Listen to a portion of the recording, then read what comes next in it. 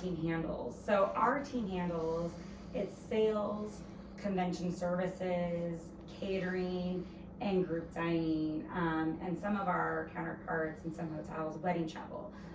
We just don't currently have any operating wedding chapels within our portfolio right now. So there's a lot of different areas under that, and I asked Melissa if I could speak to you all because I think it's important to know about this side of the business. I think there's so many different areas in hospitality, hotel operations, food and beverage, special events, and we hear a lot that people are like, they want to do events, they want a meeting plan, they want to do that, which is phenomenal, and I think it's so great.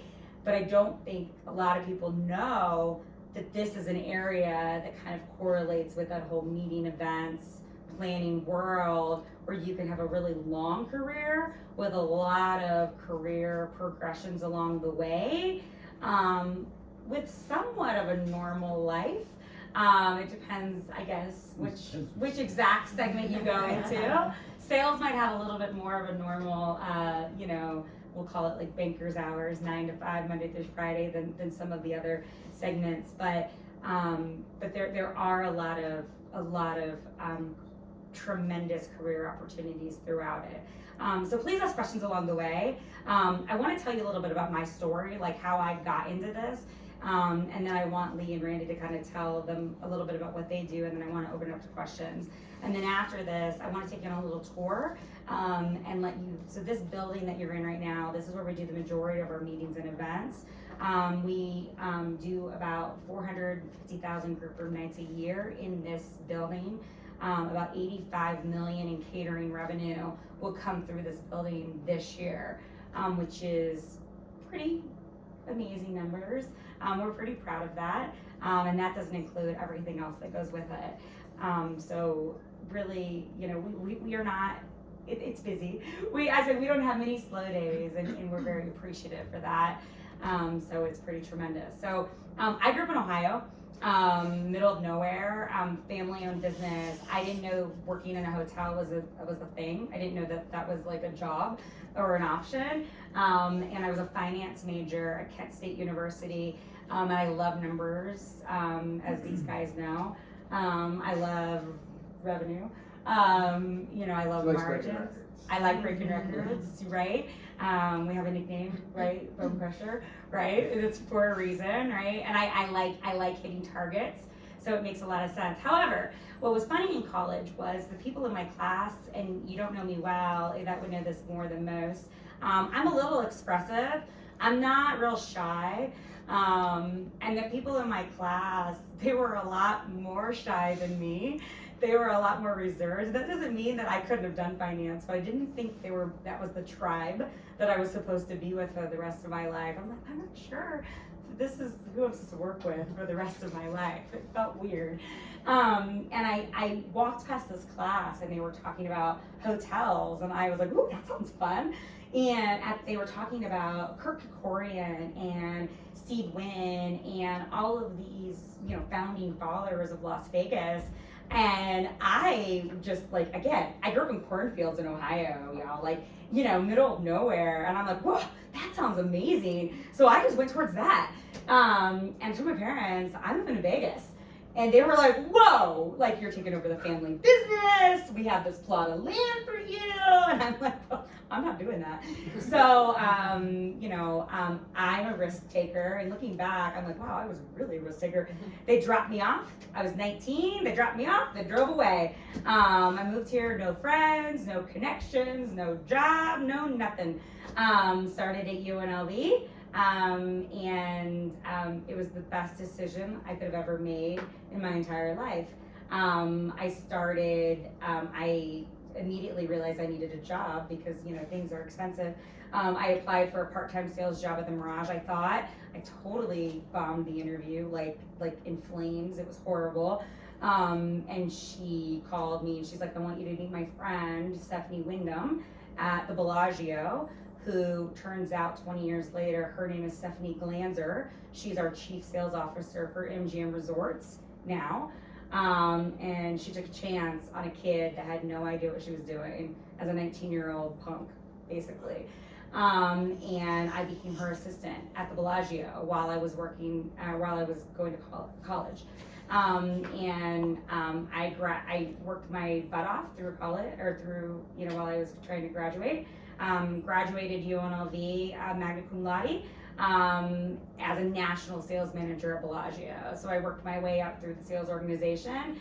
And yeah, it was amazing. It was, and so with sales, you basically start I started as a coordinator. I was there for 14 months, and then I did small groups, and then I did medium-sized groups, and then I did large groups. And that's what a national sales manager is. You do national groups, so you kind of have account management for these groups.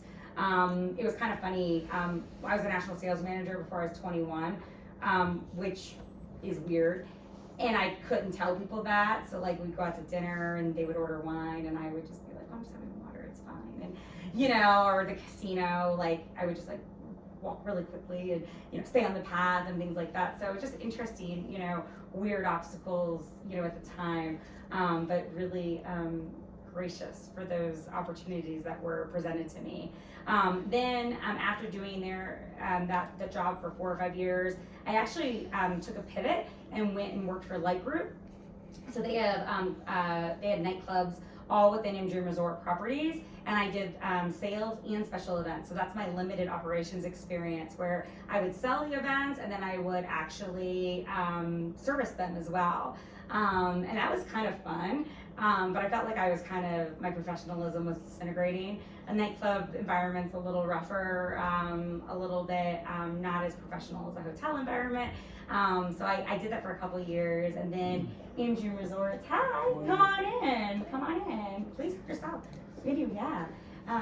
MGM Resorts had an opportunity in Chicago, so they moved me to Chicago, and then I became a regional sales manager, which was a new opportunity. So basically, I looked for customers in the entire Midwest to sell them on booking their meetings in Las Vegas. So basically, I was a traveling salesperson, basically like knocking on doors and being like, you should book your meeting in Vegas, and this is why, and here's all the hotels that we have.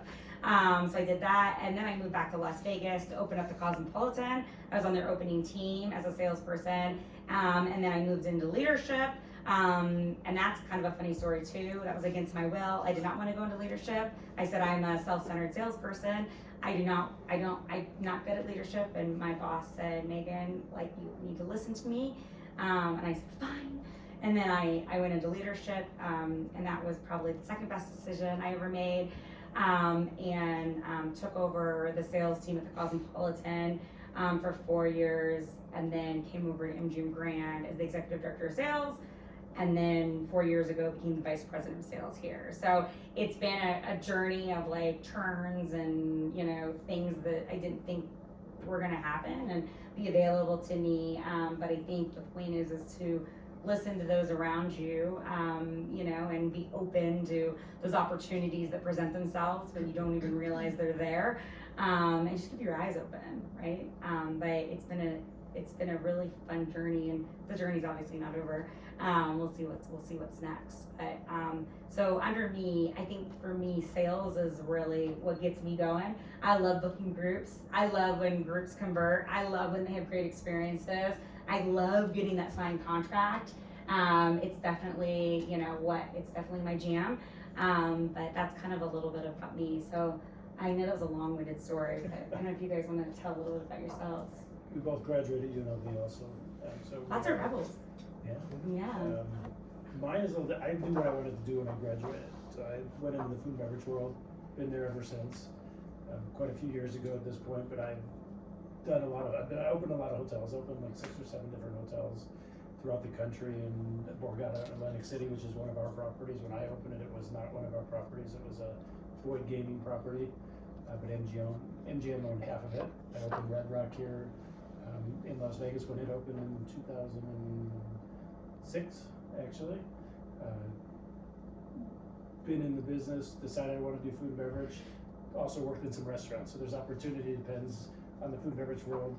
Decided hotels was the better place, so I started in hotels with Hyatt Hotels in San Francisco.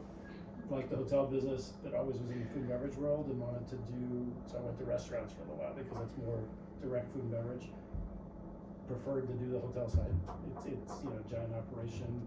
Megan said we do I think we peaked here in 19 at $101 million in catering revenue in this building.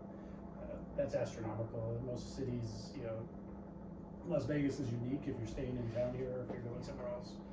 It's very unique in regards to our business. Best place to work for the catering and convention side of the business. There's nothing like it anywhere else. Even a lot of these cities have their own convention areas in Orlando, Chicago, New York, and those, but Las Vegas is extremely unique in regards to the operational end of it, and we do in this hotel up to the biggest event that I've done since I've been at MGM Grand, which was, I think I came here in 11, is 28,000 people that we did over at our festival lot that we used to own on the corner of Las Vegas Boulevard in Sahara. Best end of the business. I joke with Lee and I have worked together since almost 12, I think it was, or 11, 12. Yeah. So we're good friends. At the same time, we work together on a lot of different projects, and I always kid him. The catering's the side to go to always on this area. Yeah, for sure. He said, yeah, for sure. I would say sales. So is it, everyone goes to UNLV, right? Or is about to graduate, and is everyone a hospitality major, or do we have any? Okay, cool. So was I. So I actually grew up in Hawaii, and then I got accepted to UNLV completely. Like Las Vegas is like the polar opposite of where I grew up, and I found it intriguing. So I went to UNLV, came to the big city. We have, like Randy said, we have the world's best lab, right, with the Las Vegas Strip right down the street from UNLV. So I actually started working at 18 years old. I got a job at Mandalay Bay in room reservations, then kind of worked my way up into group reservations, hotel operations, front desk, and then one day I moved over, after 7 years, moved over into the convention side. And I've progressed a little bit through that division, and I am now executive director of convention services here. So it's been that sounded fast, but it was 23 years. So it was a pretty long time, a lot of different roles, but it's been a wonderful experience. I kind of joke that we have different groups here every week, sometimes multiple groups. We get to experience a lot of different things, and I feel like I've lived 1,000 lives because I've seen every concert, I've seen so many different things, different kind of meetings, all of that, and it's a really cool thing to have lived 1,000 lives, but sometimes you kind of feel like you've lived 1,000 lives too, because it's just nonstop, but I wouldn't trade it for anything. Maybe you guys could tell them kind of what is the biggest difference between convention services and catering? So that's kind of it's pretty straightforward actually. I mean, catering, we named it events for some reason we felt the need to change. Everybody still knows it as catering, but some parts of the country call it events. We handle basically the food side. So it depends on what your passion or what direction you want to go in. Lee's side, he can tell you, handles all the hotel operation and anything else that doesn't necessarily pertain to the food and beverage side of our market. And again, it's different from, like ours is very different from the restaurants because ours changes every day. So it is a different personality when you look at the convention area compared to, let's say, a restaurant business where you have the same restaurant you go to every day. And I've done both sides of it. It wasn't for me because I like the change every day. I like that we do something that for 28,000 people over at our festival lot. We have 10 people over here at the same time, and it's just that moving. But that's for me. That's not necessarily for everybody. It's got to be something there's no black and white in our world, and some people need that. So you got to look at that direction of we change every day. There's no perfect answer necessarily. You may have a different answer for the same question, 2 weeks later because it just makes sense. Mm-hmm. So you have to have that flexibility in our world. Yeah, essentially the sales team goes out and gets these groups and contracts them and brings them to property, right? And then the catering and convention services team, after the contract is signed, we take over the account and we help them plan and operate their group or convention here on property. Yeah, that's where the hours vary. I mean, we talked a little bit about where the sales is a little bit more it's not really, but let's say 9 to 5. The services side, which is the catering and events, and the hotel side varies based on our business. You work weekend, it's gonna be there, you may work 9 to 5, and then you have a group in and you're working, 12 hours a day, or, that's realistic. You gotta know what you're getting yourself into, but again, neither one of us would change that, so we've been doing it for a bunch of years. What questions do you guys have? Well, how do you cater 28,000 people? You're gonna learn that on the. And it's funny, this hotel wasn't designed to do those kind of numbers, so it was designed, when this hotel was built, it was without this convention center actually at one point. Expansion. Yeah, the expansion, and then we expanded, doubled the size in 19, in this building too, so it's twice as big as it was in 98 when the building opened. The hotel opened in 93, but this was built after the hotel opened, and then we doubled the size of it a few years ago, and you create a bunch of kitchens, to be honest with you, is what you do. You think you use the space here, not really. You're like, we were out there, we built 100-foot tents with all the kitchen equipment in it, and it's available in this town, so that's why it's a great town to be able to do this in. And I like the challenge, and I've been doing it enough years that it's not the same thing every day. So for us to be able to do that type of volume, you build out kitchens, something like that costs you $50,000 to build out a kitchen or something in that nature. You put it there for 2 days and then they take it down, and it's kind of crazy, and it just that's what I love about it. That challenge is there. It's not for everybody, because you do vary every day and you have to be flexible. And this team's really good about every time we have a group that's outgrown us, or what they want to do doesn't quite fit within these walls. It's coming up with solutions, right? Yeah, Where it is all solution driven. Yeah. This building is really unique, and again, Vegas is such a different market. We have a hotel with 16,500 seat arena built into the same hotel. Nowhere else in the world is designed that way. You have the Grand Garden Arena here. Well, we do a lot of events over there, so if they have the opportunity of KMA, we have a bunch of charity events that we can use volunteer people for as a possibility. That KMA, Shack Foundation in October, those are 2,000 person meal events that have big entertainment that they're trying to raise money for their charities, which would be great opportunities for people to see that type of stuff too. Is anyone focused on meetings and events? Yeah. Very cool. This is certainly should be a good day for you to really absorb the real deal, right? What are the interests you guys have as far as the hospitality industry? Are you doing golf? That's what I think. I probably would have picked. I was actually, we own a golf course on Shadow Creek. I was out there this morning. We do the events out there too, believe it or not. So, Shadow Creek falls under us too. I always forget about that. Yeah, so we have a tournament. We have a tournament this weekend, right? Yes, Yeah. Next Saturday. Next Saturday. Internal tournament. So the company owns its own golf course that is somewhat public, I guess, for $1,000 a round that you can go play out there. It's it was built by Steve Wynn back in the 80s, and he no longer, there's a couple houses only on this entire course. It sits out there. It's a semi-private golf course that we do cater events out there also. Do you guys any goals as far as like what area of the hospitality industry you want to go into other than the meetings and events?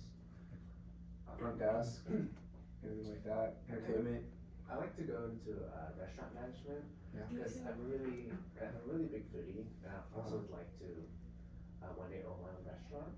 Okay. So one question I had for you guys was, how do you guys connect with the other third-party restaurants, for example, like the Robuchon or like other restaurants like that? Jeez, you are free.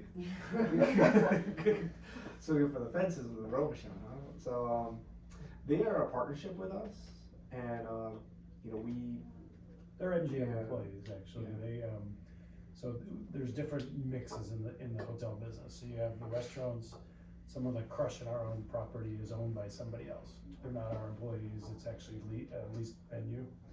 Emerald's is the same way. But then someone like Robuchon is a partnership agreement, like Craft Steak or any of those, that they're all MGM employees. And so is the management team that are So there's a mix, and a bunch of the hotels do the same kind of setup. And some people run all their own restaurants. So it depends on, we may just have the name, like for Robichon, the chef is an MGM person that kind of has a dotted line to Robichon at the same time. You have a Michelin restaurant, there's not many of them in the world. Sorry, what's your name? Kyle? Kyle. Make sure we connect. I'll get your contact information. I'll connect you with someone who worked at Robichon and now has his own restaurant. And his name is Chef Tapat. He actually won Chopped on the Food Network. Oh, really? But you should talk to him. Oh, yeah, for sure. He has a friend. He's like, let me get it. Yeah. Oh yeah. Sorry. Well, I have some fun stats for while you guys are thinking of some more questions. In a regular year in this conference center, how many pounds of bacon do you think we went through? That we served? How long were you? 1 year. How many pounds of bacon do you think this convention center served? You can't answer. It's more than 10. 50,000.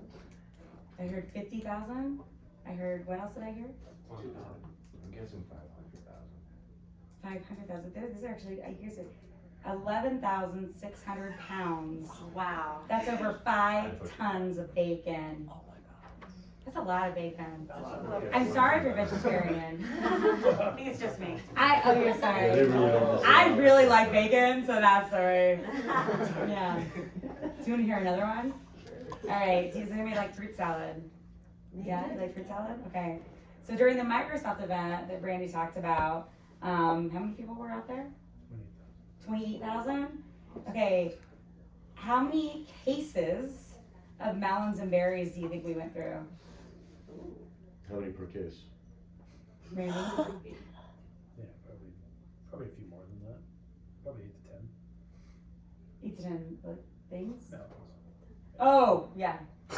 I'm like, I was like, That's not very much though. Those things, food. but think of it as a party at night. How many cases do you think we went through? 5,000. Nope. Lower.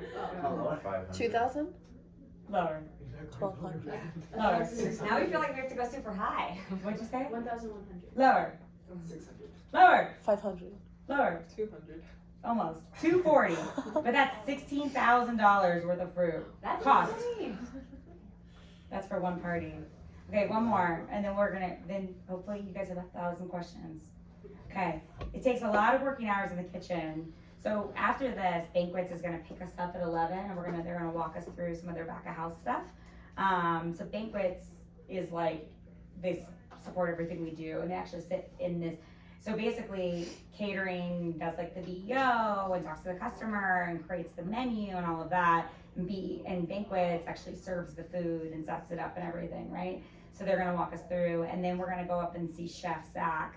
So Chef Zach is our the master of the Yeah, the executive chef of this building. Which is a big job. Yes, which is a big job. So he put together these fun stats for me. So it takes a lot of working hours in the kitchen to cook the massive volume of food we do in the conference center, right? How many hours do you think in a regular year are worked in the kitchen by the culinary team? In total? Like In in a total. year? Oh, okay. 1 year. Well, I mean, it doesn't matter. Yeah, he's like, it's not a million, I heard that, it's slower. It's 40 hours a week, Around 3,500? way more, Oh. Double that. way A lot more, more than that. Like 500,000. less, 125,000. close, 100,000, 100,000 hours. It's a lot of hours, right? So, yeah. Yeah, what other questions do you guys have? About anything, yes. Oh, So you next, yes. you just mentioned like the banquet side. So Yeah. you said he was the executive chef for the whole property. So does For the he, conference center. oh, so does he come up with the menus that you serve for like the events and banquets and stuff? It's a or- combination between the catering, so like my team would, when she did banquet, BO is a banquet event order. So it's basically, we disseminate the information to the rest of the building and anybody that's part of the hotel. So whether it's the kitchen here, the bake shop in the main building, everything is made on property basically. So the catering team will put all that together informationally from the client and what they need and the expectations. And then it goes out to the banquet team that is like the services side. So those are the banquet servers, the setup team. They have to get all the information from the catering team to know what to do for the event coming up the next day or week or whenever be in the future. So there is a difference is the sales team is selling the events. Comes over to myself and Lee's team in regards to putting that information together. Our team disseminates that to anybody that needs that information throughout the entire property, so not just this building. Because the hotel or the connection of sleeping rooms and engineering, anybody else, we talk to like everybody in the property and making sure they know what the guest expectation is for when they're arriving with their convention group. And then the banquet team is the service end of that. And then you have the kitchen team, and it's a big hotel. So some hotels are a little bit, we have a stewarding team that handles all the dishes and the washing and the equipment. So they all report through the culinary side, along with the banquet team, reports through F&B, whereas this catering and convention report through the sales team. So we have a very dotted line to food and beverage. And that, different cities are all different. Like in my role, in a lot of cities, it's a food and beverage role, and reporting through the food and beverage team, not necessarily through the sales team. Las Vegas is a little unique in regards to doing that, where the catering team actually reports through the sales vice presidents. In other hotels, it may not be quite like that if you went to another city. And what's interesting, you guys all walked through this office, so this, and I don't know if you've ever walked through a sales office or not, but this office is sales, conference services, catering, group dining, we have internet sales, we have banquets.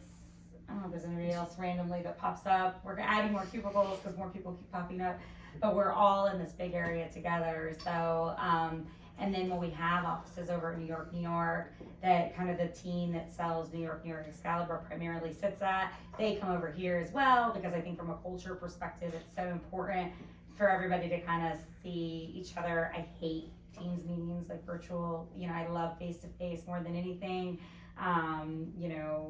So we try to get together in person as much as possible.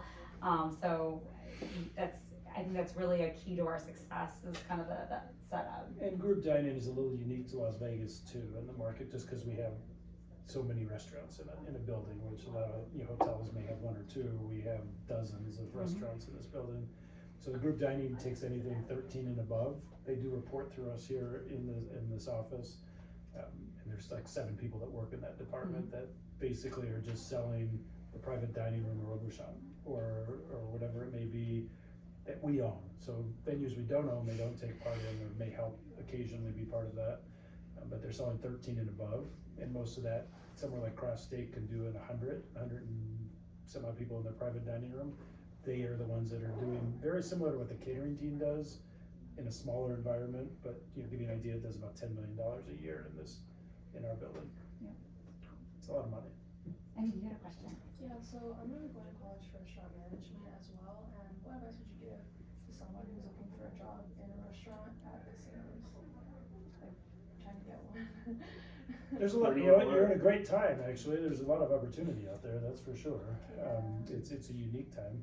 My daughter graduated UNLV a few years ago, and she did it right in the middle of COVID. So it wasn't exactly, she did the map and all the programs at the company, and all of a sudden there was no one was open. So and now it's 3 years, well, she's just turned 25, but she's a catering convention service manager at Valley's Paris, Horseshoe Paris now is the name of it. But so the opportunities are out there.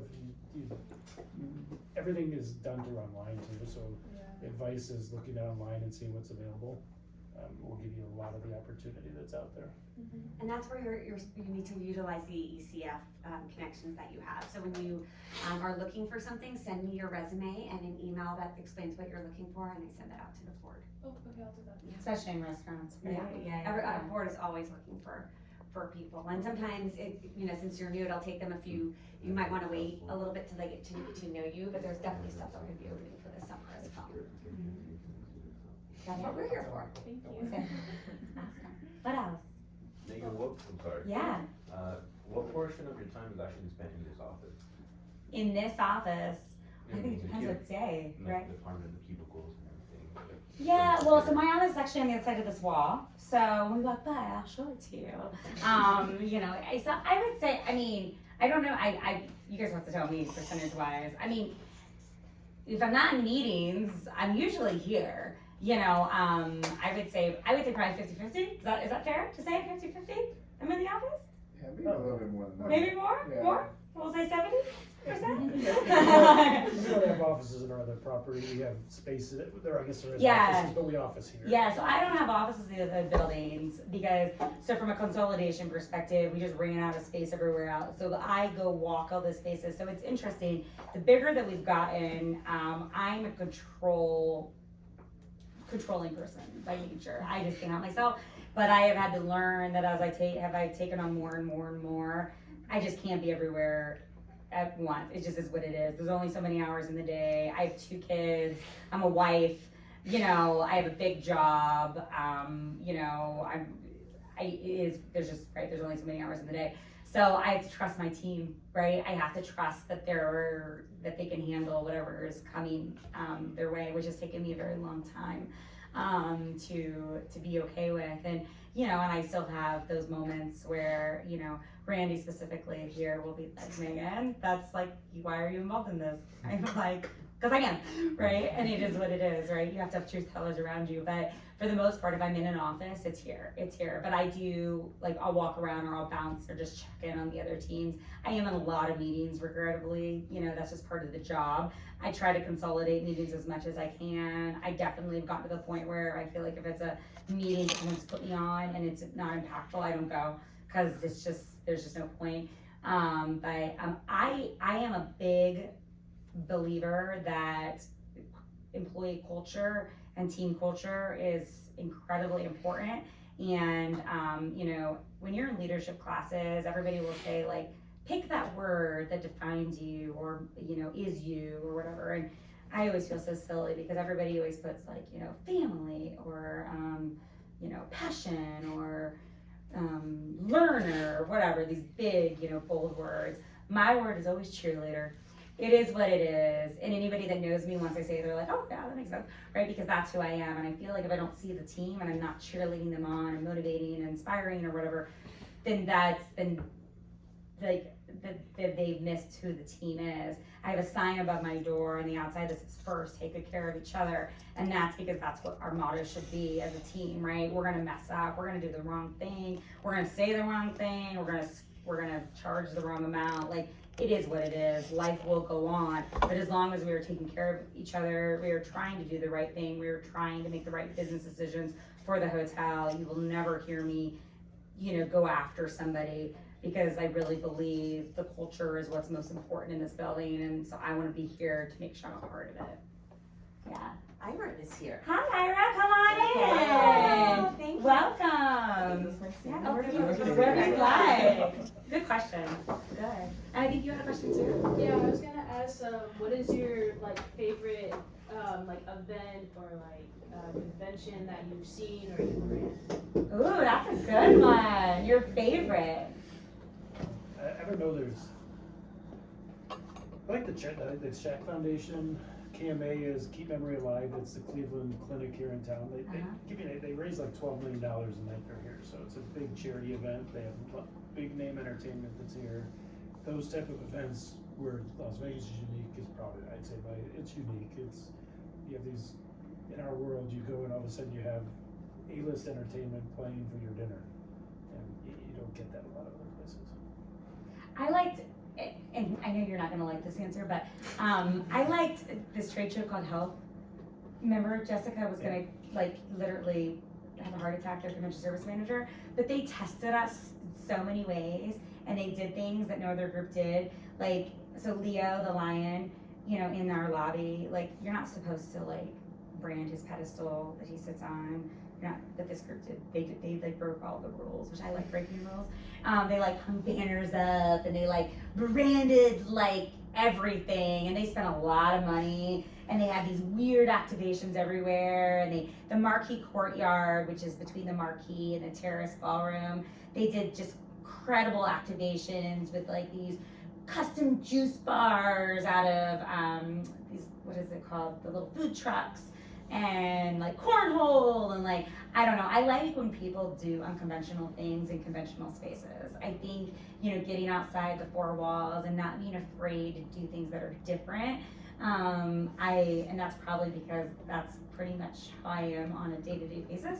I think is fun, and it was exciting, and they spent a lot of money while they were here in catering too. I like money, so that was helpful. Yeah, so I liked that group. I like the similar group. We had Tableau here, which is a tech company, and we had them a while back, but they pushed our limits too, and we built a pavilion to hold meetings in multiple places on property. They spent a ton of money. In fact, they had like refrigerators out, just like a 7-Eleven. We had them in the hallway, so attendees could just get whatever they want and eat anytime they want and drink whatever they want, all day long. And It was a tent sinking. yeah, I think they spent like $6 million in food and beverage in Yeah. 4 days. And Yeah. insane. 4 days. yeah, so, Sorry, we sound really greedy, but we Yeah. really like when people spend money. right. So Sorry, we're sales. that's really cool. That's really cool here. He's at the charity event. We're like, whoa. Yeah. I know. There are a lot, so it's really hard to name something. We did it, Bruno Mars out at the Speedway. We did the catering out there for Yeah. the same Microsoft event that was at the festival a lot.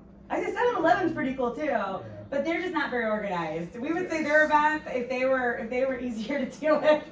But the adversity that we, like, Lee talks about the Tableau event, but the tent we were putting out was when Top Golf was being built in this parking lot that sits out in front of you, up on the side of the building, and the ground started to sink. So we're dealing with that actually. And we're putting up this 62,000 square foot tent, and the ground isn't hard, it's soft because they That was didn't paint the lot pre-made. yet. But those are things that you remember, but that's the stuff you enjoy too, because Yeah. it is that challenge, and you know Learn what, to the think guests on went your away feet. happy. Yeah, we had to solve that problem. Yeah, we in real time, right? We're expecting thousands of people here in 3 days, and We shipped the out floor is not flooring, stable. yeah. So we had to bring out flooring from California to deck the bottom of the tent. It cost us $100,000, but what the hell are you gonna do? You have to do it. So, that's cool. Another cool thing, like you may have attended some of these events. Like there's some like large citywide conventions at the Las Vegas Convention Center. Like SEMA, which is an automotive aftermarket show. It's a bunch of cars. That's like really cool. There's some big citywide conventions. Magic, which is a apparel, wardrobe, stuff like that. Basically, the fashion designer industry holds a monstrous convention twice a year at the Las Vegas Convention Center.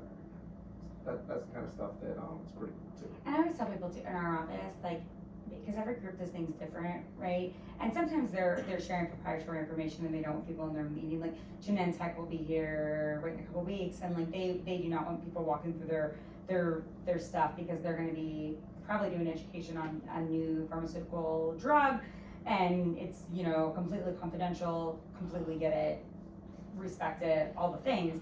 But a lot of groups are not like that, and I'm always like, I think especially like the hourly employees, and the more junior sales team members, I'm like, you guys should all like take 15-20 minutes your break and like walk through the trade show and just see, because every group is different. No group does an event the same. The ballrooms are 4 walls.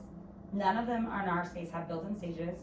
And I like that because nobody does it the same. Their stage is different. They're on different sides of the rooms. They do different setups. Some do chevron, some do classroom, some do rounds, some do, different breakouts, theater in the round. They're all completely different, and it's just interesting, to get kind of those thought processes. Or we had this group this last week. You have a bad day. They had puppies upstairs. They had puppies. How bad could it be? We go upstairs and just see some puppies, right? And so that's what's pretty incredible about this building. My husband worked in the auto business for a long time and had a great career, but like literally hated his job, like hated it. Like every day, he was like, oh my god, like, and he worked more hours than I did, which was really hard for me. But my kids would always say, like, Mom, like, why is your job so much better than Dad's? Like, seriously. And I, like any good parent, would guilt them and say, because Mom went to college and Dad did not. Right? Yeah, right. So you guys are on the right path. So, you know, just keep going. But like, we get to do this, right? I mean, that's what, you know, like any good parent. But, you know, we get to do this every day. Like, this is pretty incredible to be able to see people do these incredible events. So that's a really good question, because I think every event is really cool. You know, it's fun. I actually have a question for Yvette, who I think this conversation started because you went to a sales meeting. I did. And so what is something that you took away from that, or something that you were like, huh, like I'll remember the bacon facts and to give to my kids because I like that parenting technique. I stand behind it.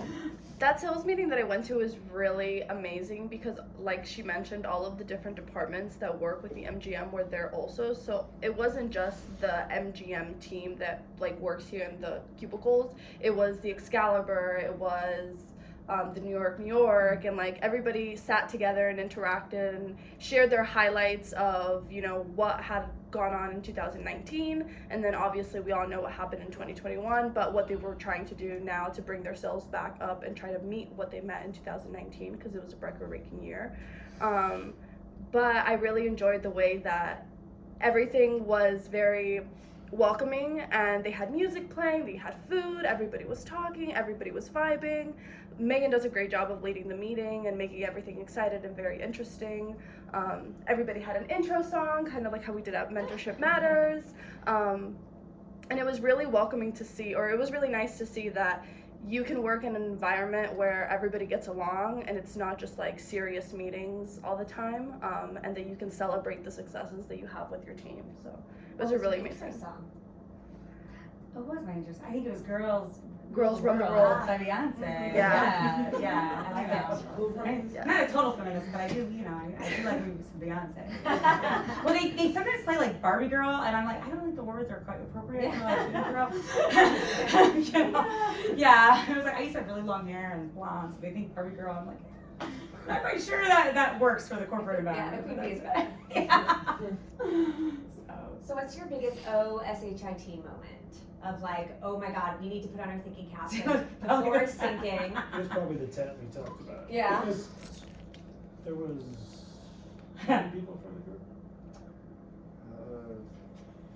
So, you know, 12,000. so we were in the middle of a construction. We find out we're putting this tent out there, but they didn't tell us they weren't gonna finish the parking lot in time. That's by far probably our biggest, and then they promised us it would be hard enough. So we put the tent up and the ground was actually moving at the same time.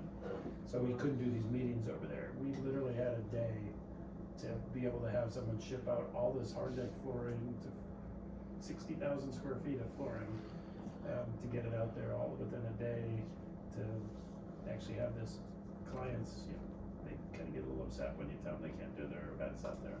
So that's probably the biggest one, I think.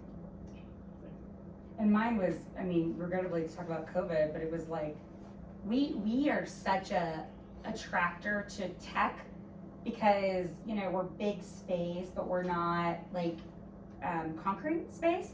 So when I say concrete versus carpeted, it's a big difference because like Mandalay Bay has a lot of space, but they have a lot of concrete space, which means a group, if they go in there, and it's like a corporate group, they have to lay carpet. They're not just doing trade shows necessarily. So it's a much different type of sale. They do a lot more trade shows than they do like corporate meetings, where we are much more corporate heavy because we don't have as many trade show experiences here. So for whatever reason, before we knew what COVID was, right, we were getting hit and hit hard. And we even had one group load in, build the tent on the lot doesn't sink anymore. So built built the tent, put the last like nail in the floor, and then they canceled like in the building. And I was vice president, so I'd been vice president for like, I don't know, 9 months.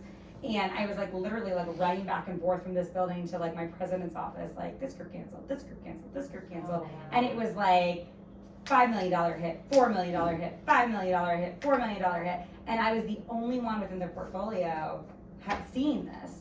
And I'm like, I'm fired. Like, what in the world? Like, I don't know what I did, but like, I literally, MGM Grand was the only one experiencing this in like a 2-day period. I mean, literally, I remember, like, I don't go to, like, call my mom very much, but my parents live in Boulder City now, and I remember, I like, drove to Boulder City, because, like, we had to, like, lay off banquet servers, lay off staff. I mean, it was the worst week of my life, like, candidly. And I remember Anton Nicodemus, who my boss reported to, who's now the president of ARIA, called me on my cell, which that was terrifying all by itself. But he's like, it's not your fault, like, you know, keep your smile on. And I'm like, ooh, wow. But anyways, regrettably, obviously everybody else like jumped into the, you know, bad tornado that I was in like maybe like 3 days later. But I think that initial like, you know, what did I do? And then, you know, how that was gonna, you know, affect everybody else around me. That was probably like the hardest time, you know, in my career. Yeah, for sure. What else? Well, and I think, you know, not all of you, and here's one thing I'm going to tell you all, is that some of you know exactly what you want to do. Some of you are going to figure it out, and some of you are going to start working in exactly what you want to do and be like, that's not it.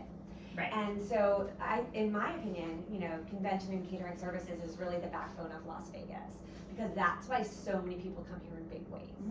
You know, you have tourism and you know, you have entertainment, but I mean, 18,000 people coming for one event is pretty huge, and we really rely on that. So it's really important to know what goes on here. You're going to have a lot of crossover with that, and it's a really exciting avenue that a lot of people don't even realize exists. Like, yeah, you want food, but you know, sometimes when you start working, we've had students who've worked in this as well that really wanted food, and then like, you know what, it's all nights, weekends, and holidays. This isn't it. And you're like, oh, sales has a little bit different of a schedule. Sometimes you have to look at a work-life balance as well, and some people really like it when they fall into this and they're like, actually, this is kind of exciting.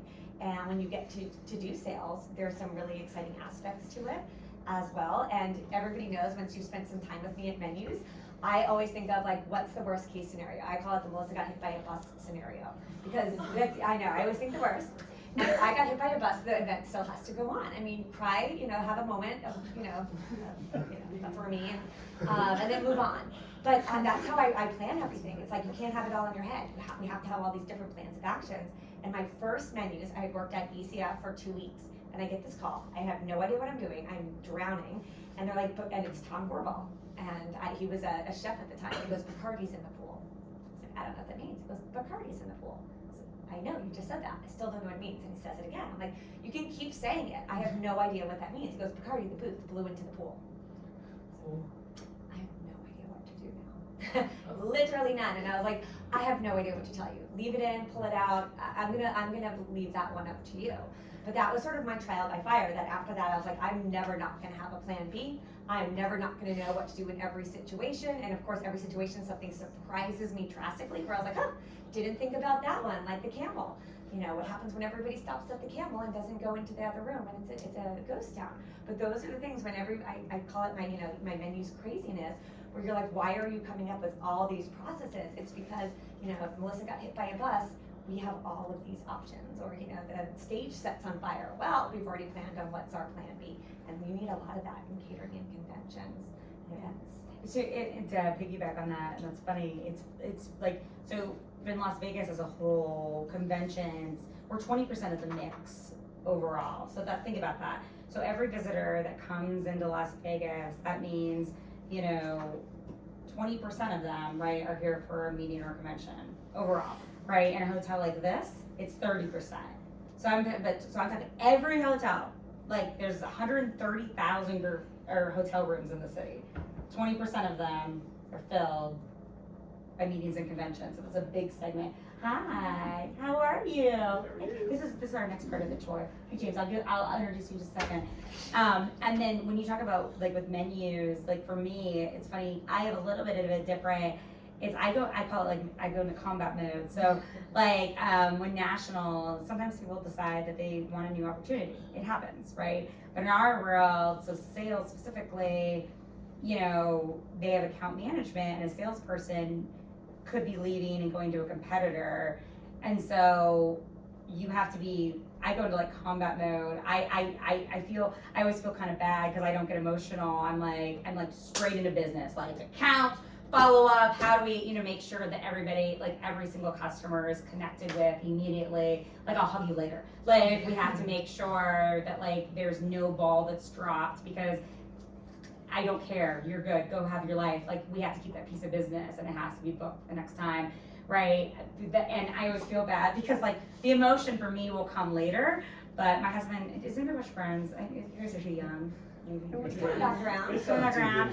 So my husband calls me Chandler Bing, like I'm dead inside. But because like I literally go into combat mode because I literally like there's no time for emotion. So when things like that happen, like for me, or in crises, like when all that was happening pre-COVID, like I wasn't emotional. It came later. It went when I drove to Boulder City and saw my mom. That's where the emotion came. Like I compartmentalize, you know, when things are going wrong. That's how I deal with it, you know, and you'll find your own ways and everything. But yeah, there's a tremendous amount of different areas and avenues you can go. I moved up to Vegas because I wanted to plan weddings. I quickly learned I did not want to plan weddings. That's awful. Yeah, I would advise to go to more the corporate, like non-emotional side of events versus the emotional, social side of the events. Unless you just like really love it, you have to really love it if you want to do that because brides are crazy. Sorry, if you know, sorry. But there's just emotions with that, right? You know, when you're dealing with a corporate meeting planner, like it should be less emotions. Should be, right? Sometimes not, but should be. But there's just a lot of, and I went into sales as an admin, not knowing I was going to be in convention sales my whole life. Like that wasn't the goal at all. Like I told you, I didn't even know hotel jobs exist. I didn't even know that was a thing. You know, I just knew it just sounded fun and I wanted to do that and I just went to where my brain said to go. So that's what happened. So, yeah. I know it's like the first 30 minutes, but I do want to ask, like with sales and like marketing and all that, do you guys deal with a lot of PR type of things as well? Yeah, I mean, a little bit, but we have a separate department that handles all the public, like the PR, like the releases and everything. So we have a marketing arm, you know, MGM Resorts has kind of consolidated a lot of those efforts pretty significantly. And I think they outsource a lot of that now as well. I think we as a company have really, it's funny you talked about like third-party restaurants, and I think we see more third-party restaurants popping up as well. I think there are certain parts of our business that we weigh the price of in-house versus external, and there are some things, you know, that we have a lot of external arms, like when it comes to marketing and things like that, then it makes a little bit more sense to have our people internally, but instead of maybe 30 people working in marketing, it might be more like 3, with like external partners that provide them, you know, the resources that they need in order to do the projects that the property needs. Yeah, that makes sense. Yeah, thank you. Yeah. All right, anything else before I introduce James for our next stop of our tour? No? Awesome. Well, so James, I'll let you introduce yourself. So he's one of our banquet managers. And I said, like, we couldn't do what we do without our amazing banquet team. And I will tell you, the banquet team here is like, thank God. Mike Newbecker, our property president, whenever he meets customers, and I always tell him he has to stop saying this, but he always tells customers who's like, I lose sleep about a lot of things, but never the convention center. And I'm always like, we need to need to edit that a little bit. Like, I don't want customers to think you're losing sleep about so many things, but it is a compliment. But I, too, if there's anything I lose sleep over, it's definitely not the service that they're receiving from our banquets team. So nice. But they're amazing. That's so nice. You know, I always sound like their stepmom. They don't report to me, but I definitely do take a vested interest in their well-being. Exactly. Yeah. So Exactly. yeah. So my name is James. I'm the banquet manager here on property. And I want to say a disclaimer about a lot of the things that when you asked them, do we have a marketing department? If you go to a hotel that's like say less than 1,000 rooms, you're probably doing all of that.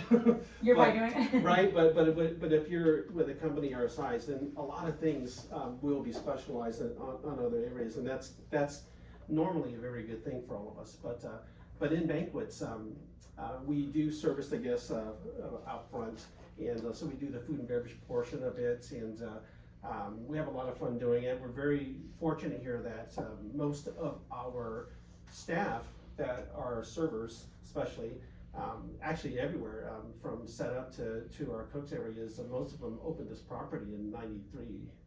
So I don't know if anyone were born in '93, but most of our people, You're all like, nope. yeah, they've been doing that long. So They're close to 2000. yeah, I know. So oh my gosh. Sorry. So I mean, we're very fortunate because they obviously love working here, and as you'll understand, in any service industry, you really have to take a look at your employees and make them feel very, very, very welcome, and be passionate towards them as well as our guests, because they are the first person that is speaking to our guests. They're our representatives, and like Megan said, we're very proud of of our staff all around, because we all have this culture here. Starts from here, but we do have this culture here that is very positive, very outgoing, and we really love that. It shows to our guests from our people. So you let me know when we're ready to do it. Yeah, are you guys ready for a little walk? Stretch our legs? Want to get some waters or anything? Yeah, we want to get any water, beverages, Welcome to. anything? I would love a one too. Yeah, awesome. And I